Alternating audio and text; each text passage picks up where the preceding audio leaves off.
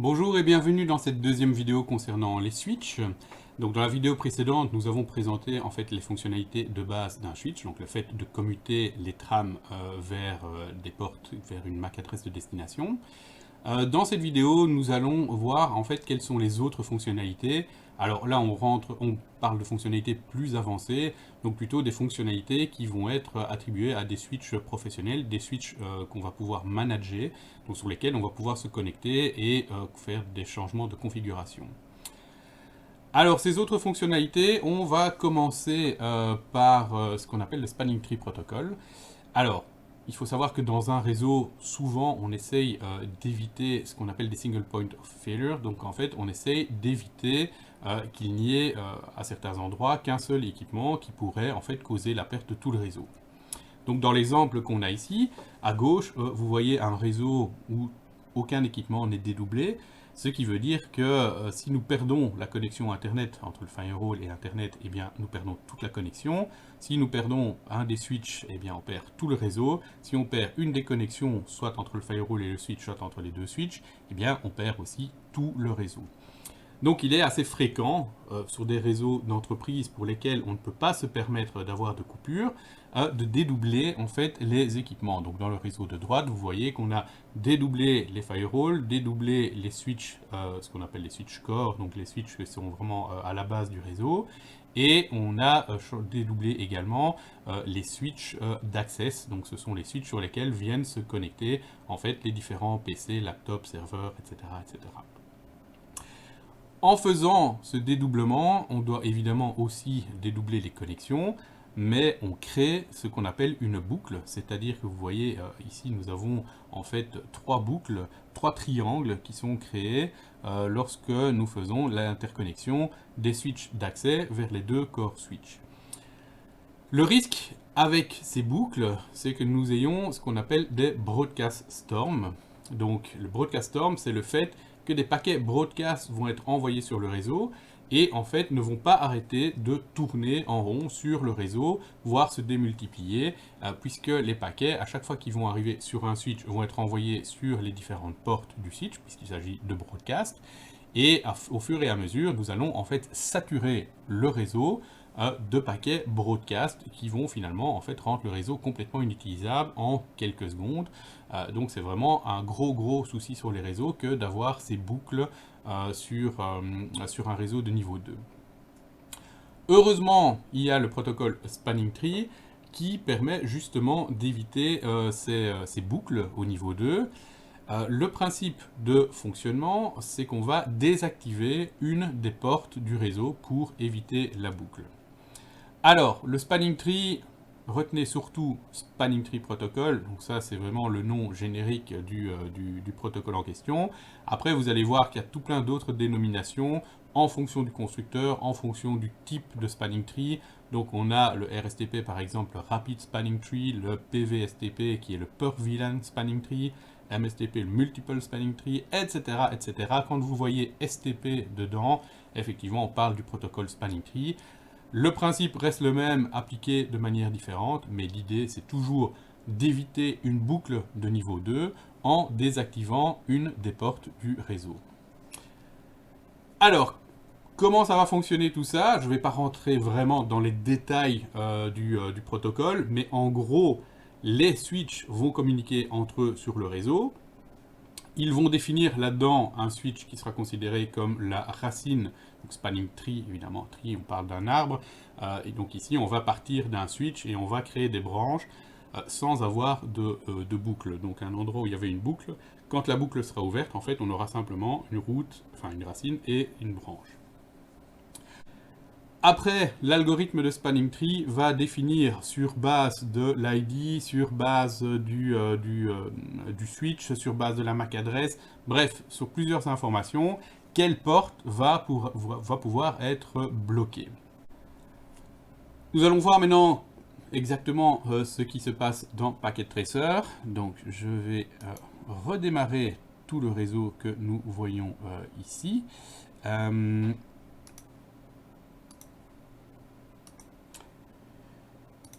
Voilà, alors l'idée de faire le reboot, c'est comme ça, je peux vous montrer. Donc vous voyez, pour l'instant, toutes les portes sont rouges. Donc les portes rouges signifient simplement que les portes sont désactivées. Et donc, au fur et à mesure, les portes vont s'activer. Alors, au départ, quand un switch utilise le Spanning Tree Protocol, les portes vont rester orange. Donc, c'est-à-dire que là, elles sont en mode learning. Elles vont écouter ce qui se passe sur le réseau. Elles vont écouter les communications qu'il y a. Ils vont envoyer des paquets dans tous les sens. Entre-temps, ils vont peut-être recevoir leurs paquets en retour, ce qui veut dire effectivement qu'il y a une boucle sur le réseau. Et donc, avec les algorithmes qui sont inclus dans Spanning Tree Protocol, à un moment, les switches vont se mettre d'accord, ben voilà, pour bloquer une des portes. Donc ici, toutes les portes en vert, ce seront les portes qui ne sont pas bloquées. Et le Spanning Tree Protocol a décrété que la porte ici, la porte de ce switch, était bloquée pour pouvoir ouvrir la boucle et donc éviter les broadcast storms. Alors, je peux désactiver Spanning Tree simplement pour vous montrer ce qui va se passer. Donc je prends ici, alors ne regardez pas les commandes de nouveau, c'est pas ça le plus important ici, je suis obligé de les taper puisqu'il faut bien que je fasse les changements de config. On va désactiver Spanning Tree, alors dans ce cas-ci c'est dans le VLAN 1. Je désactive Spanning Tree également sur l'autre switch. Donc, comptez no Spanning Tree VLAN 1. Et le dernier switch, là aussi, je vais configurer, enfin déconfigurer plutôt Spanning Tree.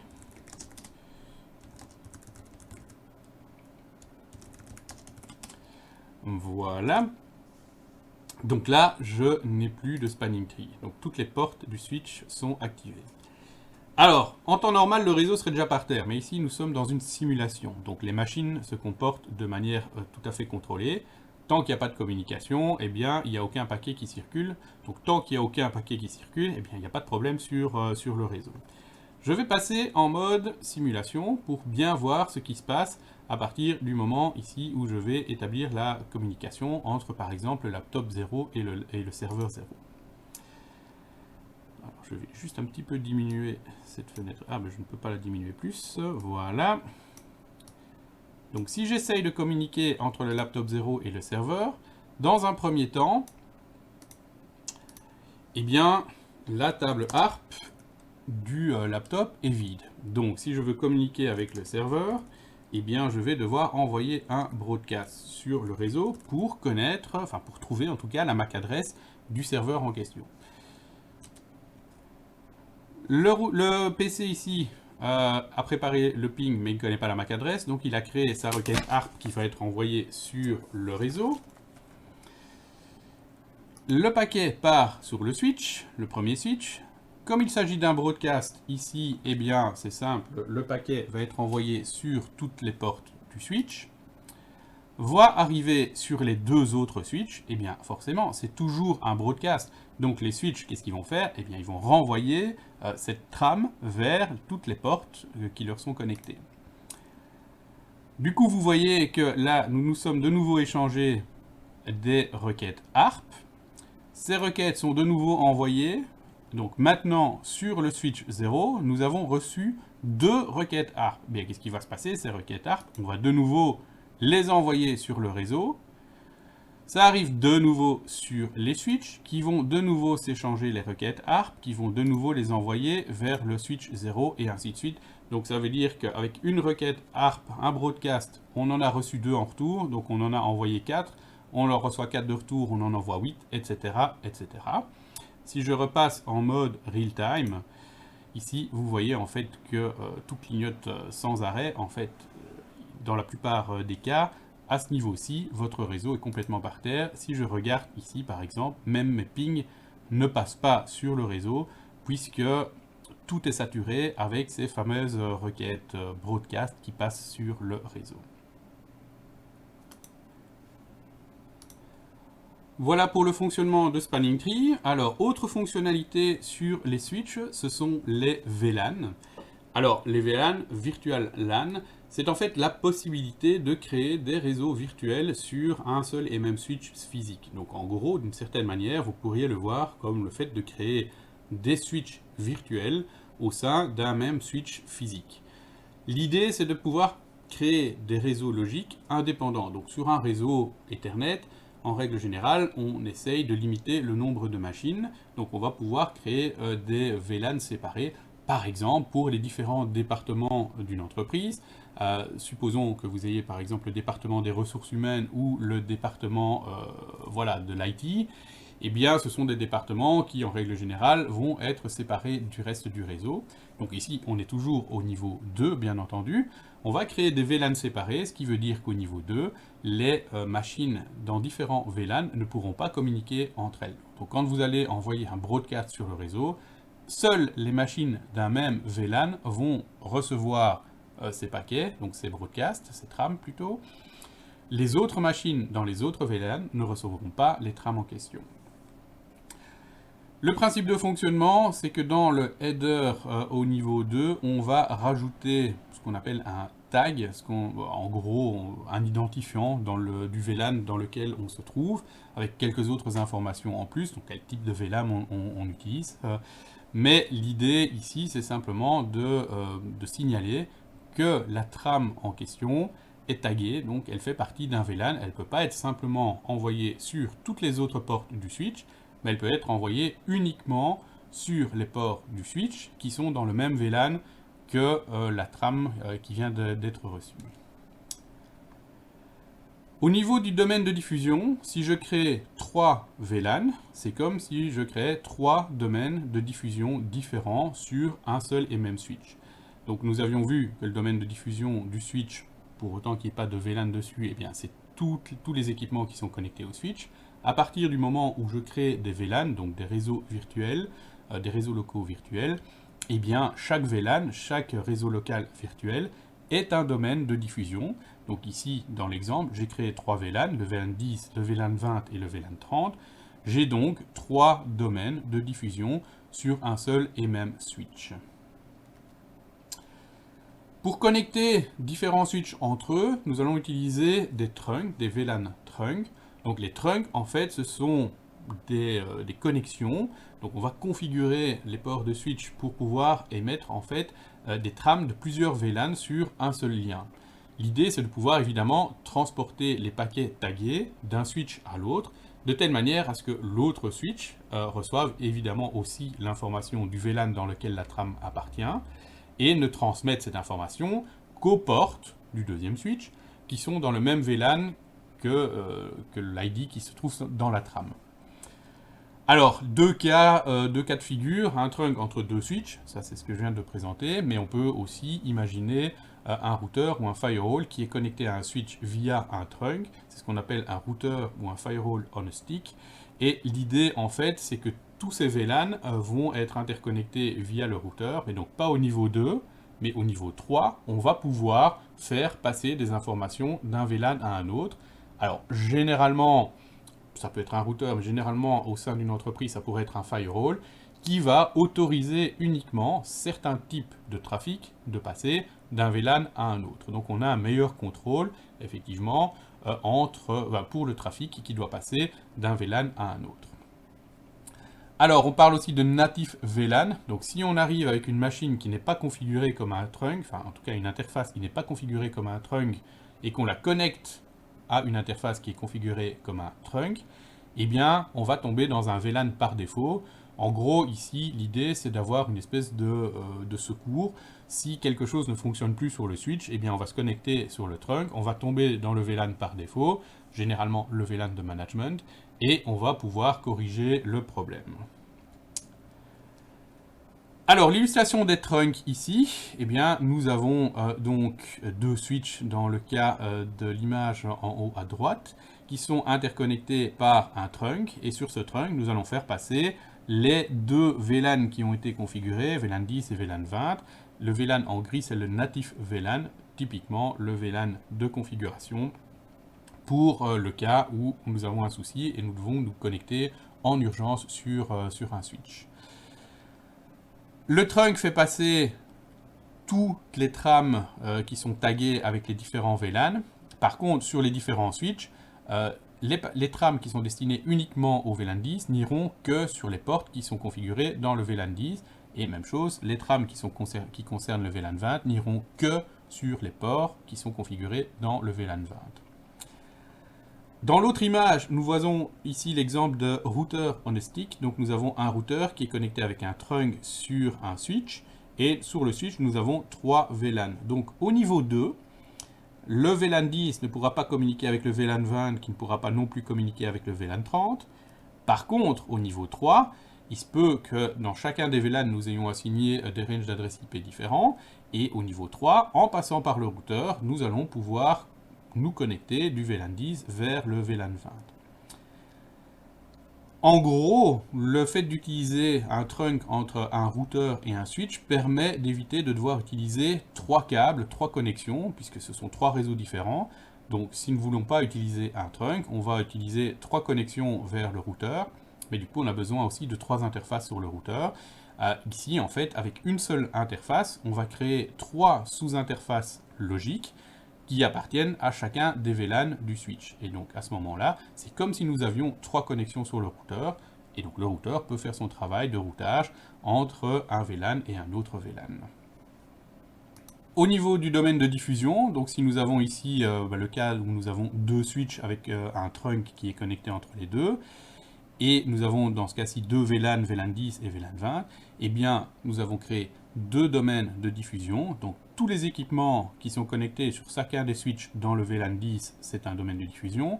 Et tous les équipements, toutes les machines, tous les PC qui sont connectés sur les 2 switches dans le VLAN 20 est un autre domaine de diffusion. Alors concrètement, qu'est-ce que ça va donner? Alors nous reprenons Packet Tracer pour illustrer un petit peu tout ça. Nous avons toujours le réseau qui est composé de 3 switches. Alors, je l'ai déjà préconfiguré pour que les connexions entre les switches que vous voyez ici en pointillé, donc pointillé ne veut pas dire que c'est un trunk, mais ici dans ce cas-ci, ce sont donc des trunks. Donc les différents switches sont connectés entre eux avec des interfaces qui font passer les trames de tous les VLAN. Pour l'instant, il n'y a qu'un seul VLAN, donc par défaut, comme ça, il n'y a qu'un seul VLAN et tous les équipements sont dans le même domaine de diffusion. Donc si je prends de nouveau ma simulation, voilà, alors ça je vais couper, ça n'est pas nécessaire. Je prends un laptop, dans ce cas-ci le laptop 0, et je veux faire un ping de nouveau vers le serveur. Donc je vais faire un ping vers le serveur, 10.0.0.254. Alors j'avais fait un petit reboot, donc la table ARP est vide, je dois envoyer une requête ARP. Ma requête ARP part vers le switch. Puisque c'est un broadcast, le switch l'envoie sur toutes les interfaces. Ici nous avons évidemment le spanning tree qui a désactivé la porte, donc ce paquet en fait n'est pas pris en compte. Le broadcast arrive sur le serveur et par l'autre chemin arrive sur le switch qui l'envoie sur les différentes portes. Le broadcast est arrivé sur toutes les machines du réseau. Seul le serveur vient de répondre, renvoie sa réponse au premier switch qui l'envoie au deuxième switch qui le renvoie au laptop. Et à partir de là, la communication s'établit entre le laptop et le serveur. Donc uniquement, l'échange de communication se passera uniquement entre le laptop et le serveur. Voilà, je repasse un petit peu en real time. Si je regarde maintenant au niveau, donc toujours de la table ARP, ici j'ai rempli l'information avec le serveur. Je peux dès lors pinguer les différentes machines qui se trouvent sur le réseau. Donc la 1 c'est moi-même, donc là pas beaucoup d'intérêt. La 2 c'est le laptop numéro 1. La 3 c'est le PC à droite. Et le 4 c'est le deuxième PC sur la droite. Donc là en fait, ARP-A, je vois bien toutes les machines du réseau. Évidemment, la 1, je ne la vois pas puisque c'est moi-même. 2, 3, 4 et 254. Donc, ce sont les autres machines qui sont connectées. Toutes ces machines sont évidemment dans le même réseau pour l'instant. Je vais refaire la même chose, mais cette fois-ci, je vais mettre le laptop 0, le serveur et le PC 0 dans un VLAN différent. Donc, en fait, je vais créer un domaine de diffusion différent. Alors, je vais juste me permettre de faire un petit dessin, comme ça nous avons la possibilité de voir ça de manière plus claire. Je vais prendre par exemple du bleu pour le premier VLAN. Hop, donc ici nous allons mettre toutes ces machines dans un VLAN différent. Et pour les autres machines, ici, nous allons les laisser dans le VLAN actuel. Nous allons du coup créer deux domaines de diffusion et puis nous allons voir un petit peu comment tout ça se comporte. Alors pour ce faire, je vais dans les switches. Je vais d'abord vérifier l'interface sur laquelle on se trouve, évidemment, c'est important. Donc ici, la Fast Ethernet 01, ici Fast Ethernet 01 et ici Fast Ethernet 02. Donc, je vais commencer par celui-là, Fast Ethernet 02. Je vais simplement indiquer que je ne suis plus dans le VLAN 1, mais dans le VLAN 2. Ici également, donc Fast Ethernet 01, je suis dans le VLAN 2. Et ici également, je suis dans le VLAN 2.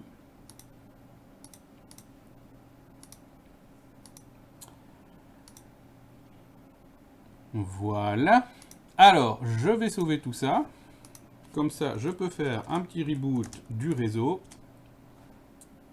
Et nous allons repartir avec les tables ARP et les tables CAM complètement vides. Voilà. Et ici également, je sauvegarde la config. C'est important parce que là, si je fais un reboot, évidemment, je perds tout ce que je viens de faire, donc toutes les configs de VLAN. Si je n'ai pas sauvegardé sur les switches, eh bien, je perds cette configuration. Donc ici, je peux maintenant faire un petit reboot. Alors là, l'avantage, c'est qu'on peut accélérer le temps. Magnifique, on a déjà établi la connexion. Je vais passer en mode simulation pour vous montrer un petit peu ce qui se passe. Alors, j'enlève ça directement.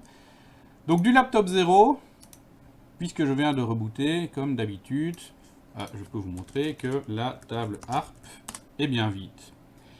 Je vais de nouveau faire un ping vers le serveur, 10.0.0.254. Et donc, comme à chaque fois, puisque la table ARP est vide, la première chose que je vais devoir faire, c'est de faire une requête ARP pour trouver la MAC adresse du serveur. Ici, par contre, la différence, c'est que quand le paquet va arriver, quand la trame va arriver sur le switch, on va lui mettre un tag pour dire que ça fait partie du VLAN 2. Donc ici, les différentes machines, je les ai toutes les trois mises dans le VLAN 2. Le paquet arrive sur le switch. Et contrairement à la fois précédente, le paquet ne va partir que sur les trunks. Ils ne vont pas partir vers le laptop 1, puisque le laptop 1 est dans un autre VLAN. Donc c'est comme si c'était un autre réseau de niveau 2. Donc dans ce cas-ci, on n'envoie pas les broadcasts vers ces machines qui ne sont pas dans le même réseau que le VLAN numéro 2.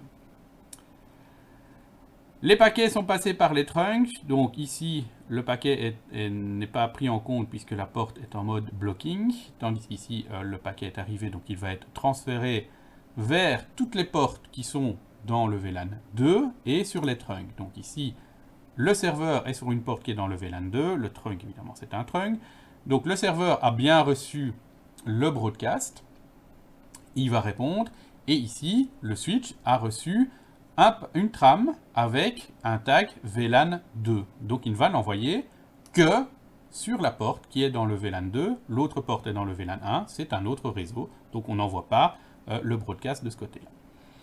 Le PC n'en tient pas compte puisque ça ne le concerne pas. Le serveur entre-temps a répondu avec comme destination la MAC adresse du laptop et comme tag le VLAN 1. Donc dans ce cas-ci, eh bien, la réponse arrive au laptop et puis de nouveau à partir de là, on peut communiquer avec ici au niveau 3 un paquet ping.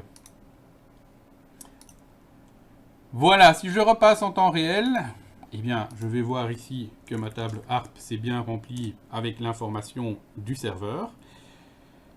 Si je refais ce que j'ai fait juste avant, donc les différents pings vers les différentes machines, eh bien, on va voir effectivement que je ne peux plus communiquer avec toutes les machines du réseau. Donc si j'essaie de pinguer le 10.0.0.2, donc en l'occurrence le laptop 1, eh bien, je n'ai pas de réponse. Logique, puisqu'il ne fait pas partie du même domaine de diffusion, donc il ne recevra pas mes broadcasts, donc je ne recevrai pas la MAC adresse de ce laptop pour pouvoir communiquer avec. Idem pour le 4, si je me rappelle bien, le 3 ou le 4. Alors le 3, je pense que oui, voilà, c'est le PC du dessus, lui, il est dans le même VLAN, donc pas de souci. Par contre, le 4, lui, c'est le PC 1, il est dans le VLAN 1, il n'a pas bougé.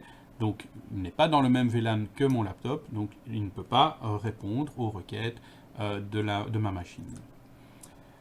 Du coup, ma table ARP, eh bien, elle va se limiter au PC qui se trouve dans le même VLAN que moi, le PC 0, et au serveur avec lequel j'ai déjà communiqué. Voilà donc pour les VLAN. Autre fonctionnalité, alors ce n'est pas forcément uniquement pour les switches, mais ça fait partie effectivement d'une possibilité que vous pouvez avoir sur les switches, c'est le fait de pouvoir faire travailler plusieurs interfaces ensemble. Donc plusieurs interfaces physiques vont se comporter comme une seule interface logique. Alors l'idée c'est de pouvoir interconnecter deux switches avec une bande passante plus importante. Supposons que vous avez deux switches qui sont connectés l'un avec l'autre. Vous avez un certain nombre de machines sur le premier switch, un certain nombre de machines sur le deuxième switch, et le trafic se passe entre les machines d'un switch vers toutes les autres machines de l'autre switch. On suppose que toutes les portes sont à 1 gig, donc ça veut dire que potentiellement, si vous avez plusieurs sessions qui utilisent pleinement les portes, eh bien vous allez être très vite saturé si vous n'utilisez que 1 gig entre les deux switches. Le fait d'agréger des liens va permettre de pouvoir, par exemple, utiliser 4 ou 5 portes sur le switch et de les faire travailler comme une seule porte. S'il n'y avait pas l'agrégation de liens, et si vous connectiez 2, 3 ou plusieurs portes entre deux switches, eh bien vous créerez des loops. Donc là, ce serait un problème. Elles seraient bloquées par Spanning Tree, donc au final, on ne gagne rien. Il n'y aurait qu'une seule des 3, 4, 5 interfaces qui fonctionnerait. Le fait d'utiliser l'agrégation de liens, alors il y a plusieurs noms, hein, donc Etherchannel, LACP, NIC Teaming, etc. Donc c'est tous des noms différents pour dire la même chose. C'est qu'on dit au switch que ces 4 interfaces, ou ces 4 ou 5 interfaces, fonctionnent en fait comme une interface logique, mais avec X fois la vitesse de la porte qui peut être utilisée. Donc on va augmenter la capacité de communication entre deux switches par exemple. Voilà, vu de manière design sur un dessin, donc au niveau physique, entre deux switches, vous allez utiliser 4 liens, mais au niveau logique, vous allez voir en fait un lien logique qui aura 4 fois la vitesse d'une porte. Donc ça va permettre en fait d'augmenter la capacité du backbone, enfin de l'interconnexion entre ces deux switches. Alors les switches ont encore une particularité pour, évidemment, de nouveau, des switches manageables et plutôt des switches professionnels. Hein, donc ça sont des fonctionnalités que vous ne trouverez pas sur les petits switches que vous pouvez acheter chez MediaMarkt pour mettre chez vous à la maison. Mais c'est le fait, par exemple, de pouvoir travailler avec des stacks. Alors les stacks, c'est quoi? Les stacks, c'est le fait de mettre plusieurs switches physiques ensemble et de les faire travailler comme un seul switch logique. Donc ça va permettre d'augmenter la capacité de votre réseau et ça va faciliter la gestion puisque vous n'aurez qu'une seule adresse IP pour gérer les deux switches en même temps. La manière de mettre des switches en stack est souvent dépendante des différents constructeurs. Donc soit ce sont des câbles dédiés qui vont interconnecter le backplate des différents switches, soit vous pouvez utiliser des portes en fait du switch lui-même pour cette interconnexion entre deux switches, mais l'idée reste la même, c'est de pouvoir faire travailler plusieurs switches entre eux comme s'il n'y avait qu'un seul switch. Donc par exemple ici, nous voyons qu'il y a 3 switches qui sont interconnectés avec des câbles un petit peu particuliers. Donc dans le cadre de ici, ce sont des switches Cisco. Et bien, supposons que chacun de ces switches a 24 ports. Et bien, d'une manière physique, nous avons 3 switches de 24 ports, mais de manière logique, le fait de travailler en stack, nous voyons un switch de 3 fois 24 ports, donc de 72 ports au total. Alors, tout ceci n'est pas une liste exhaustive des fonctionnalités que vous pouvez trouver sur les Switch, hein. Donc chaque vendeur, chaque constructeur de Switch va aussi ajouter peut-être l'une ou l'autre fonctionnalité. Mais ce sont en tout cas les fonctionnalités qui sont très généralement utilisées et que vous allez pouvoir retrouver sur la plupart des Switch professionnels, la plupart des Switch manageables. Voilà qui clôture la présentation sur les Switch. Dans une prochaine vidéo, nous parlerons également des routeurs.